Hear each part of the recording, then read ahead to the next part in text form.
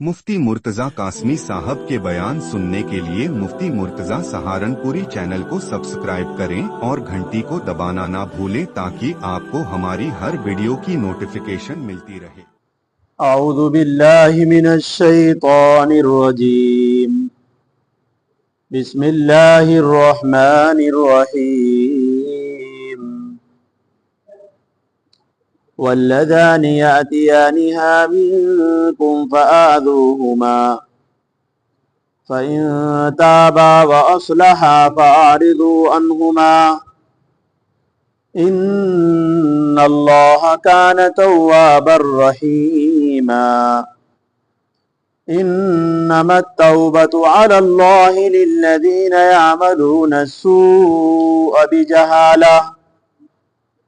यअमलूना अस्सूअ बिजहालतिन सुम्मा यतूबूना मिन क़रीबिन فأولئك يتوب الله عليهم وكان الله عليما حكيما। وليست التوبة للذين يعملون السيئات حتى إذا حضر أحدهم الموت قال إني تبت الآن ولا الذين يموتون وهم كفار أولئك أعتدنا لهم عذابا أليما۔ صدق الله ومولانا العلي العظيم وصدق رسوله النبي الكريم ونحن على ذلك لمن الشاهدين والشاكرين والحمد لله رب العالمين۔ بسم اللہ الرحمن الرحیم۔ شروع اللہ کے نام سے جو بڑا مہربان نہایت ہی رحم والا ہے۔ اور جون سے دو شخص بھی بے حیائی کا کام کرے تم میں سے تو ان کو تکلیف دو، اذیت دو، پھر اگر وہ توبہ کر لے اور اپنی اصلاح کر لے تو ان سے درگزر کرو، ان کو تو کچھ تعارض ان دونوں سے نہ کرو۔ یقینی بات یہ ہے کہ بلا شبہ اللہ تبارک و تعالی توبہ قبول کرنے والے ہیں، رحمت کرنے والے ہیں۔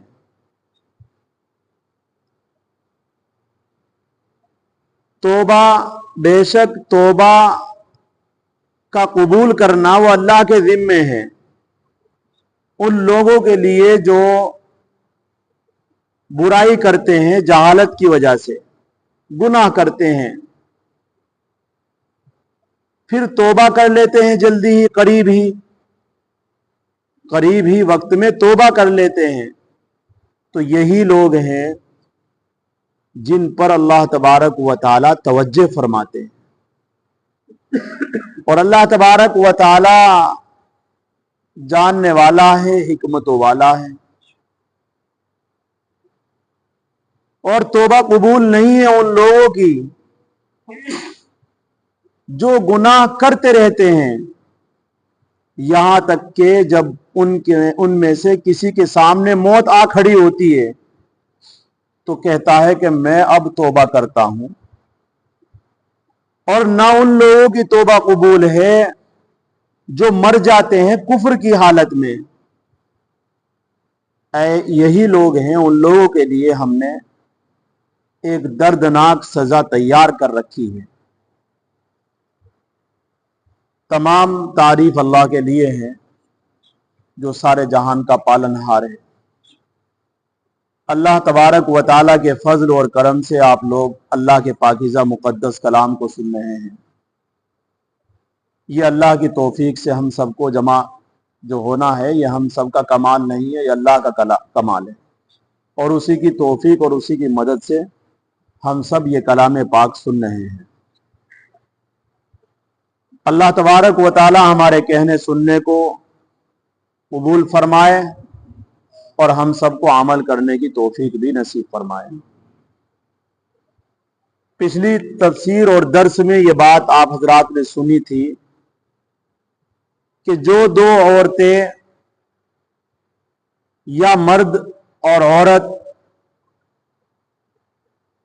یا پچھلی تفسیر میں یہ بات آئی تھی کہ کوئی کسی کی بیوی، کسی کی بہن، کسی کی کوئی بھی ہو، بے حیائی کر بیٹھے، زنا کر بیٹھے، تو ایسی صورت میں اس کے اوپر 4 گواہ دینے پڑیں گے اس زنا کے ثبوت کے لیے۔ چاروں گواہ عاقل ہو، بالغ ہو، مذکر یعنی مرد ہو۔ پس اگر وہ گواہی دے دیتے ہیں تو ان کو سیاستاً قید کر دیا جائے گا کمرے کے اندر، گھر کے اندر، یہاں تک کہ ان کو موت اٹھا لے، یا پھر اللہ تبارک و تعالیٰ ان کے لیے کوئی اور راستہ نکال دے۔ یہ پچھلی تفسیر میں آپ نے حکم سنا تھا۔ یہ بات بھی آپ کو بتائی تھی کہ کلام پاک کا یہ حکم کہ اگر کوئی زنا کر لیتا ہے، شادی شدہ یا کنوارا، تو ایسی صورت میں کلام پاک کی یہ آیت ابتدائے اسلام میں تھی، اس کے بعد یہ آیت کا حکم منسوخ ہو چکا تھا۔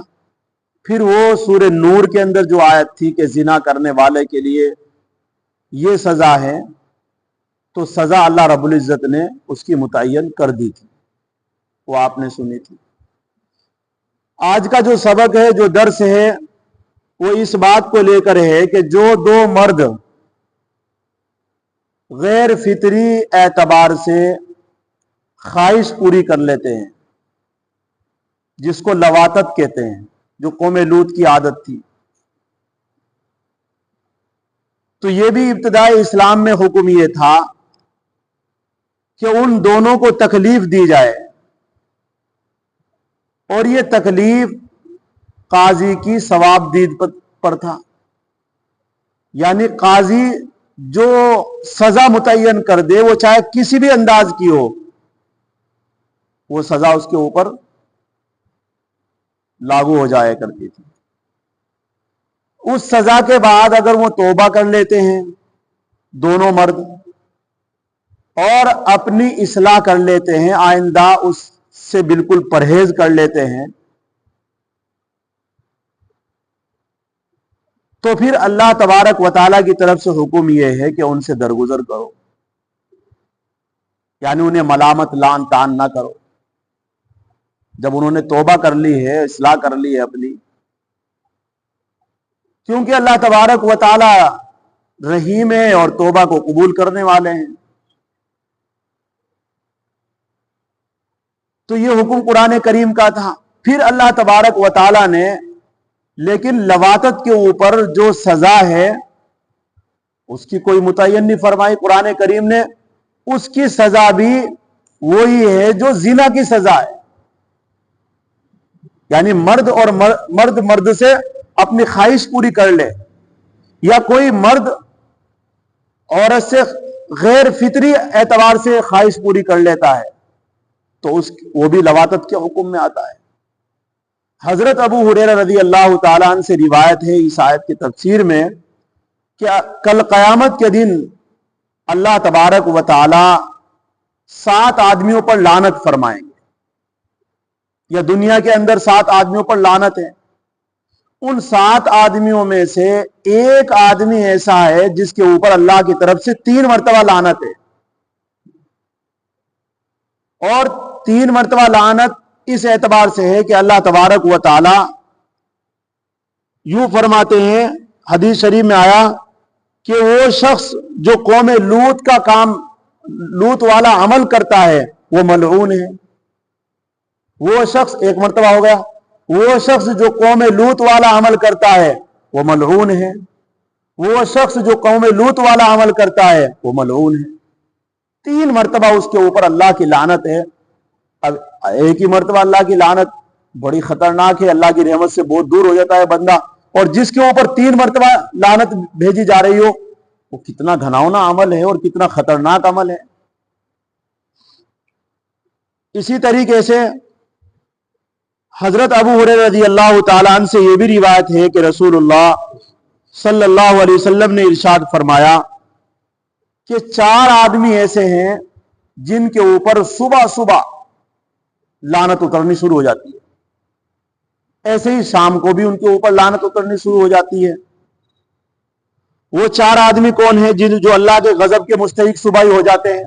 हालांकि सुबह सुबह किसी के ऊपर अल्लाह की लानत और किसी का गजब नहीं उतरा, लेकिन 4 आदमी ऐसे हैं दुनिया के अंदर, 4 तरह के आदमी जिनके ऊपर, 4 तरह के आदमी का मतलब ये 4 जमात ऐसी है जिनके ऊपर अल्लाह की लानत और अल्लाह का गजब उतरता है। नंबर 1, अल्लाह के रसूल सल्लल्लाहु अलैहि वसल्लम से हजरत अबू हुरैरा कहते हैं कि मैंने पूछा या रसूलल्लाह कौन आदमी है जिनके ऊपर अल्लाह की तरफ से सुबह और शाम लानत बरसती है। फरमाया कि वो मर्द जो औरत की तरह अपने आप को बनाता है, वो मर्द जो औरतों की तरह ज़ेब व ज़ीनत इख्तियार करता है, ऐसे ही वो औरत जो मर्दों की तरह अपने आप को बनाती है। अब समझ लीजिए अपने आप को, हमारा नौजवान तबका किस अंदाज में कपड़े पहनना है कि टखनों से नीचे पाजामा पहनता है, पैंट पहनता है, ये तो औरतों की तरह है। इसके ऊपर अल्लाह की लानत बरसती है। ये सो रहा है तब भी अल्लाह की लानत है, नमाज पढ़ रहा है तब भी अल्लाह की लानत है, क्योंकि जब तक वो टखनों से नीचे इसकी पाजामा पैंट लुंगी जो भी कुछ है, जब तक ये अल्लाह की लानत का मुस्तहिक है।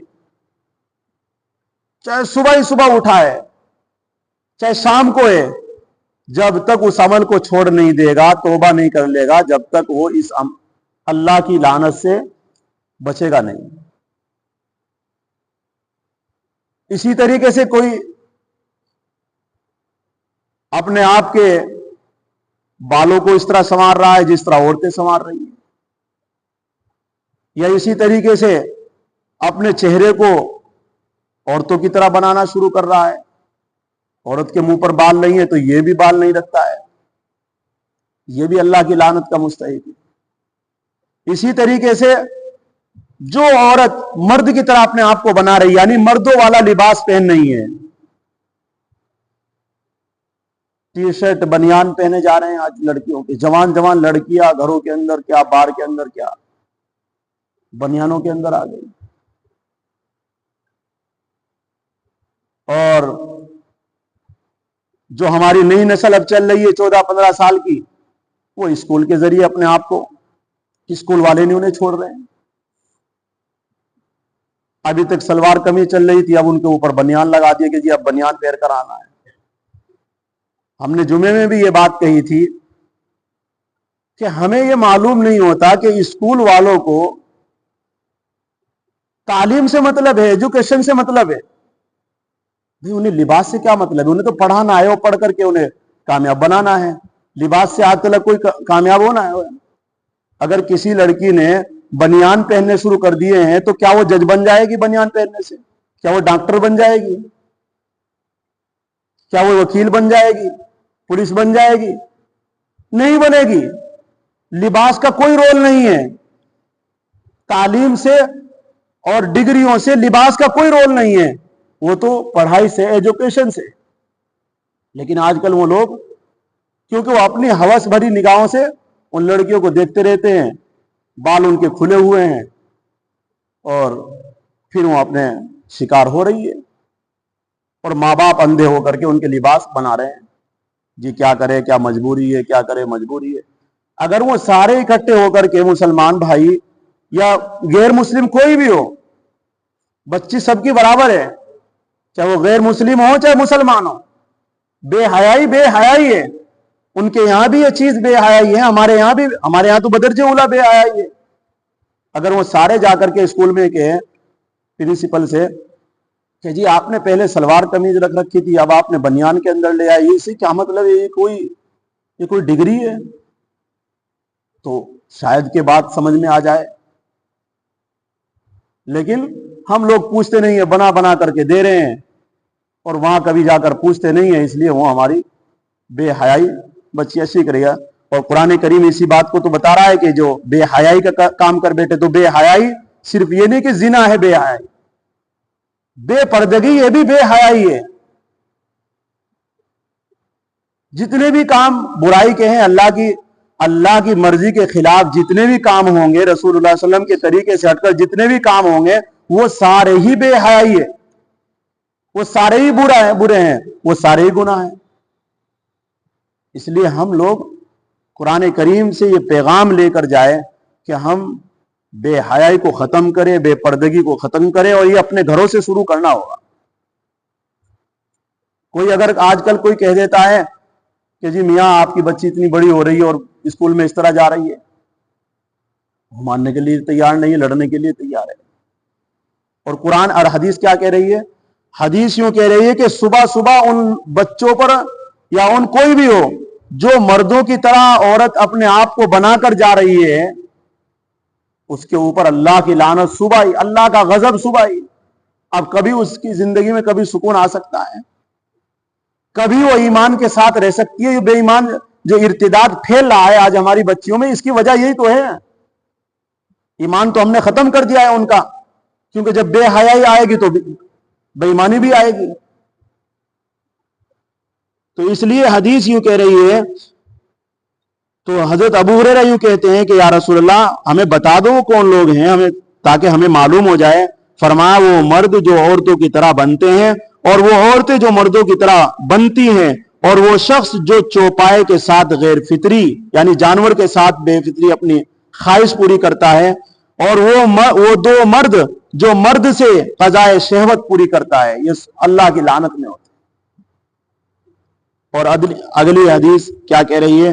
حضرت ابن عباس رضی اللہ تعالیٰ عنہ سے روایت ہے، فرمایا کہ رسول اللہ صلی اللہ علیہ وسلم نے ارشاد فرمایا، جس کو تم قوم لوط کی طرح غیر فطری حرکت کرتا ہوا دیکھ لو تو فاعل اور مفعول دونوں کو مار ڈالو۔ یہ حکم حضرت ابن عباس رضی اللہ تعالیٰ مفسر قرآن ہیں، جب یہ اپنا قول لے کر آتے ہیں تو سارے جتنے بھی مفسر سب پیچھے ہٹ جاتے ہیں، انہی کا قول لیا جاتا ہے۔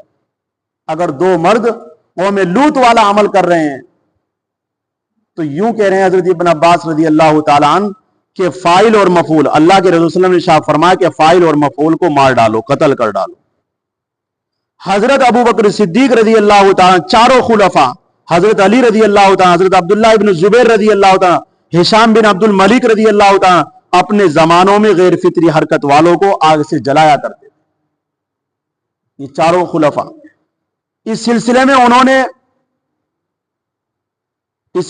نے محمد بن عبد المنقدر کی روایت، محمد بن المنقدر کی روایت سے ایک واقعہ بھی نقل کیا ہے کہ خالد بن ولید رضی اللہ تعالیٰ عنہ نے حضرت ابو بکر صدیق رضی اللہ تعالیٰ عنہ کو ایک خط لکھا، اور یوں خط لکھا کہ یہاں عرب کے ایک علاقے میں ایک مرد ہے جس کے ساتھ عورت والا کام کیا جاتا ہے۔ اس نے لکھا، حضرت خالد بن ولید رضی اللہ تعالیٰ عنہ نے حضرت ابو بکر صدیق عنہ کو خط لکھا جب وہ امیر المومنین تھے کہ جی یہاں ایک مرد ہے وہ عورتوں والا کام کراتا ہے۔ حضرت ابو بکر صدیق رضی اللہ عنہ نے اس سلسلے میں صحابہ کرام رضی اللہ عنہ کو جمع کیا، اور جمع کرنے کے بعد اس میں حضرت علی رضی اللہ عنہ بھی تشریف لائے۔ حضرت علی رضی اللہ عنہ نے فرمایا کہ یہ ایک ایسا گناہ ہے جس کا ارتکاب کرنے والا ایک قوم، یعنی کسی نے اگر اس کا ارتکاب کیا ہے تو ایک قوم نے نہیں کیا، بلکہ اللہ تبارک و تعالی شانہ اس قوم کے ساتھ جو معاملہ کرتے ہیں وہ آپ کو معلوم ہے۔ میری رائے یہ ہے کہ اسے آگ سے جلا دو۔ حضرت علی رضی اللہ عنہ کیا کہہ رہے ہیں کہ اس آدمی کو جو یہ کام کرا رہا ہے اسے آگ سے جلا دو، زندہ جلا دو۔ شریعت کا دیکھو کیا حکم ہے۔ تو یہ کتنا خطرناک عمل ہے، اللہ حفاظت فرمائے۔ حضرت لوط علیہ السلام کی جو قوم تھی وہ اس کفر و شرک کے ساتھ ساتھ اس بدترین گناہ کے اندر بھی وہ مرتکب تھی۔ پھر فرشتوں نے کیا کیا اس کے ساتھ؟ اس پوری بستی کو اٹھا کر کے آسمان میں اوپر سے پورا موندا کر دیا۔ آج وہاں کوئی چیز نہیں ہے، صرف وہ پانی ہے وہاں پر، جہاں پر قوم لوط کی بستی تھی۔ آپ موبائل پر سرچ کرو گے تو وہ آپ کو دکھائیں گے کہ یہ قوم لوط کی بستی تھی, آج وہاں پانی ہے, اور پانی اتنا خطرناک ہے, اگر کوئی اسے پی لیتا ہے وہ بھی مر جاتا ہے, اور کوئی چیز وہاں گر جاتی ہے وہ بھی مر جاتی ہے. یعنی اللہ کا عذاب وہاں اترا ہوا ہے, اس عذاب کی وجہ سے آج بھی اس میں اثر ہے. اللہ کا اتنا خطرناک عذاب ہوتا ہے. بہرحال کہنے کا مطلب یہ ہے کہ حضرت ابن عباس رضی اللہ عنہ سے روایت ہے کہ رسول اللہ صلی اللہ علیہ وسلم نے ارشاد فرمایا, اس مرد کی طرف رحمت کی نگاہ سے اللہ تعالیٰ شانو نہیں دیکھتے ہیں جو مرد یا عورت کے ساتھ غیر فطری فعل کرے.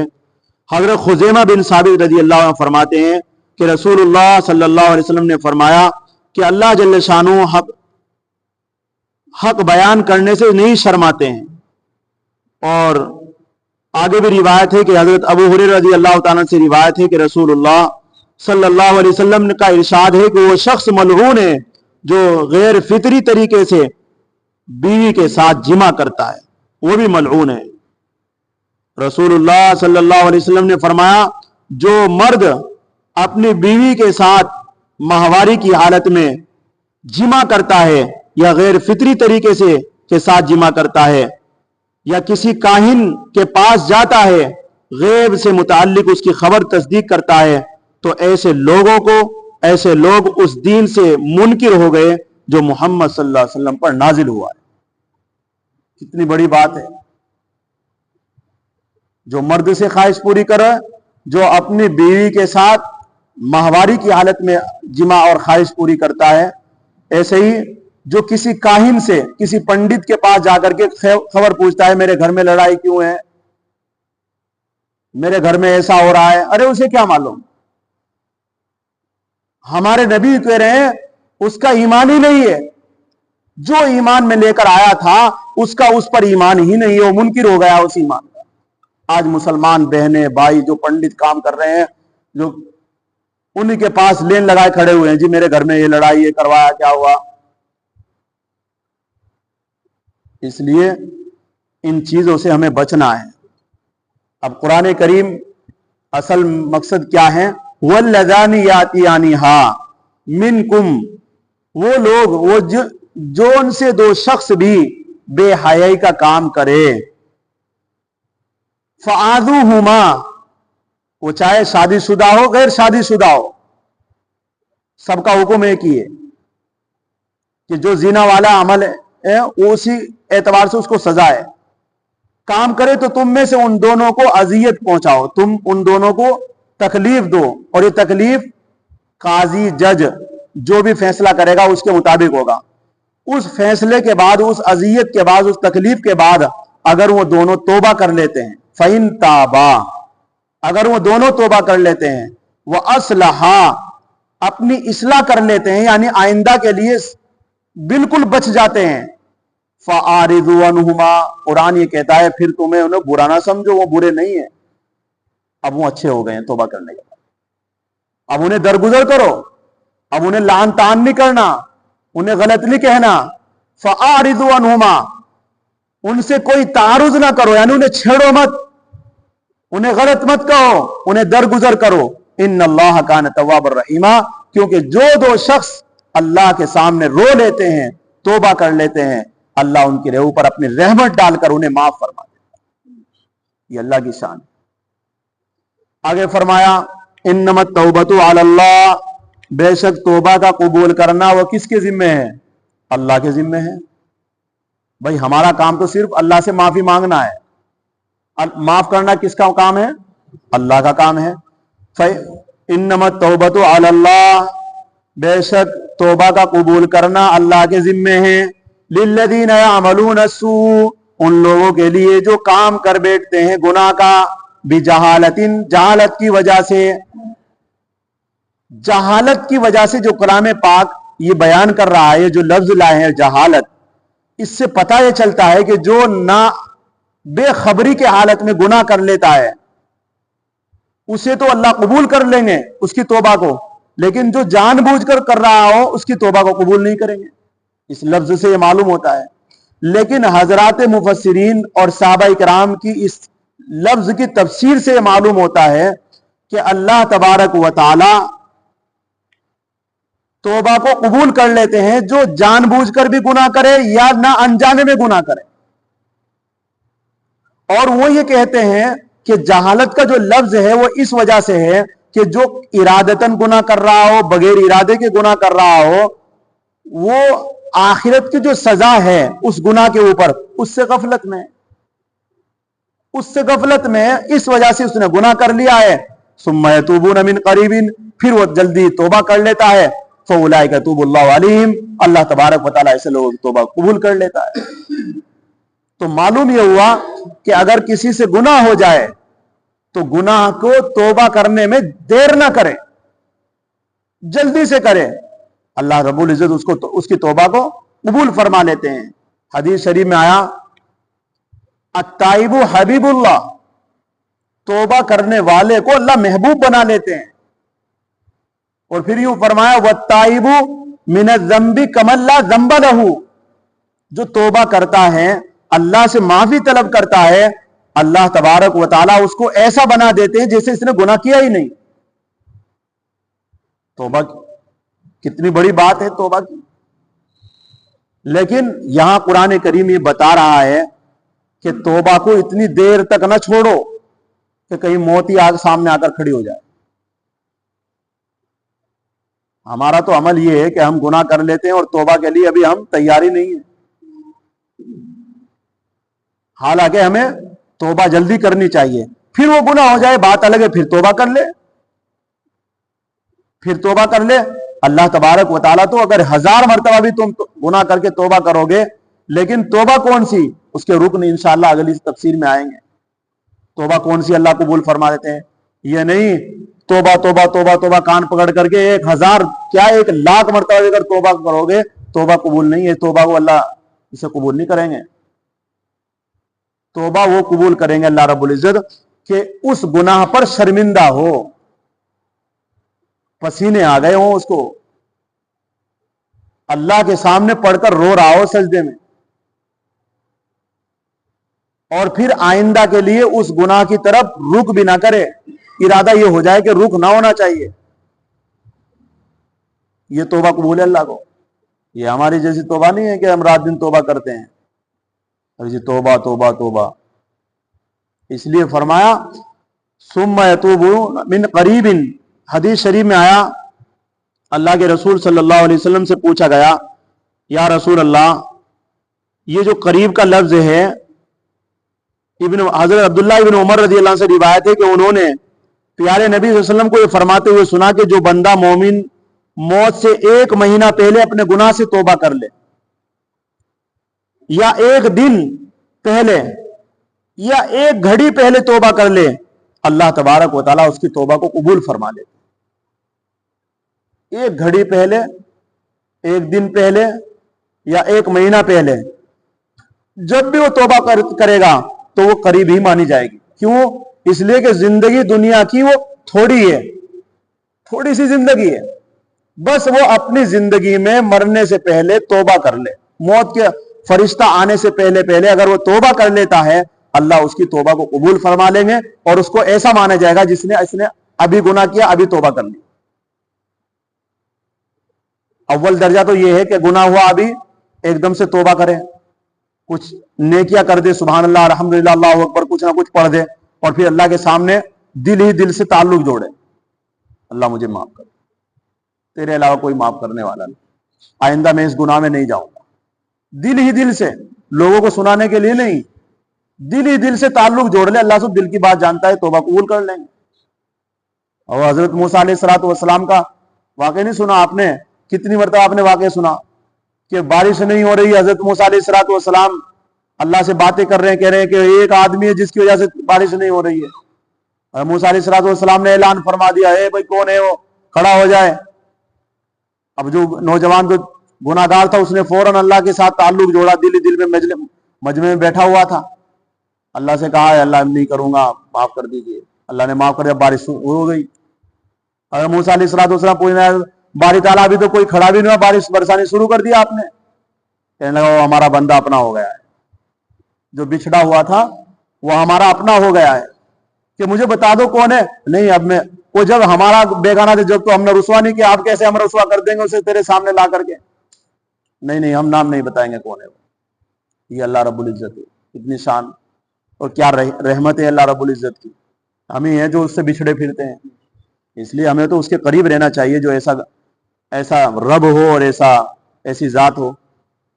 इसलिए फरमाया सुम्मा यतूबून मिन करीबिन, फिर वो तौबा कर ले करीब ही। और करीब आपके सामने ये बात आ गई, करीब चाहे कितने जिंदगी में बस तौबा कर ले। आगे फरमाया काल इन्नी तुब्तुल फौलाइका यतूबुल्लाहु अलैहिम, बस यही लोग हैं कि अल्लाह तबारक व तआला उनकी तौबा को उनकी तरफ तवज्जो फरमाते हैं। जो लोग गुनाह करने के बाद अल्लाह से रोते हैं, अल्लाह से गिड़गिड़ाते, तौबा करते हैं इखलास के साथ, अल्लाह उनकी तरफ तवज्जो फरमाते हैं अपनी रहमतों के साथ। व कान अल्लाहु अलीमन हकीमा, यूं फरमाया कि जहालत का जो लफ्ज है वो हिमाकत की कैद वाकई है, एहतराजी और शर्ती नहीं है, क्योंकि हमेशा गुनाह हिमाकत ही से होता है। साहबा कहते हैं कि गुनाह जब भी होगा इंसान से वो जहालत की वजह से ही होगा, हिमाकत की वजह से, चाहे वो जानबूझकर कर रहा हो गुनाह और चाहे वो बेखबरी में कर रहा हो। जानबूझकर कर रहा हो या बेखबरी में कर रहा हो, उसको जहालत ही माना जाएगा। ऐसा नहीं कि भाई जानबूझकर गुनाह कर रहा है इसे माफ नहीं करेगा, नहीं, बिल्कुल नहीं कहना ये बात। जानबूझकर कर रहा हो या ना अनजाने में कर रहा हो, वो जहालत ही मानी जाएगी, बेवकूफ़ी ही मानी जाएगी, वो उसकी हिमाकत ही समझी जाएगी कि ये आदमी बेवकूफ़ है, हिमाकत है इसको, और ये आखिरत की सजाओं इसे मालूम नहीं है, इस वजह से गुनाह कर रहा है। तो इसलिए अल्लाह रब्बुल इज्जत उसकी तौबा को कबूल कर लेंगे। वकान अल्लाहु अलीमन हकीमा, अल्लाह तबारक व तआला जानते हैं अपने बंदे की कि किस अंदाज से वो तौबा कर रहा है, दिल से कर रहा है, नहीं कर रहा है, खाली जबान से बोल रहा है। अलीम, अल्लाह जानते हैं। हकीमा, कोई आदमी सिर्फ जबानी तौबा कर रहा हो तो अल्लाह हकीम है, उसे फिर भी रुसवा नहीं करते, उसका ना रिज्क छीनते हैं ना उसे घर से निकालते हैं, इतने बर्दाश्त करते हैं अल्लाह रब्बुल इज्जत। कोई बंदा गुनाह पर गुनाह कर रहा हो, गुनाह पर गुनाह कर रहा हो, कभी उसे रुसवा नहीं किया। तो इसलिए अल्लाह रब्बुल इज्जत हकीम है, ढील देते हैं अपने बंदे को। इंशाअल्लाह अगली आयत जो आएगी आपके सामने वो भी तौबा के मुतालिक है कि किन लोगों की अल्लाह रब्बुल इज्जत तौबा को कबूल नहीं करते हैं और तौबा के कबूलियत की कितनी अलामत है, तौबा के कितने दर्जे हैं। इंशाअल्लाह ये बात आपको अगली तफसीर में सुनाई जाएगी। आना और इस तफसीर को सुनना। हम सब गुनाहगार हैं, अल्लाह से तौबा कैसे करनी है कुरान बता रहा है कि तौबा कैसी करनी है। कुरान अल्लाह की किताब है, अल्लाह ही बता रहे हैं कि मेरे से कैसे माफ़ी मांगनी है, किस अंदाज में मांगनी है। तो हम लोग गुनाहगार हैं, अल्लाह से माफ़ी मांगेंगे, अल्लाह हम सबको माफ़ फरमाए।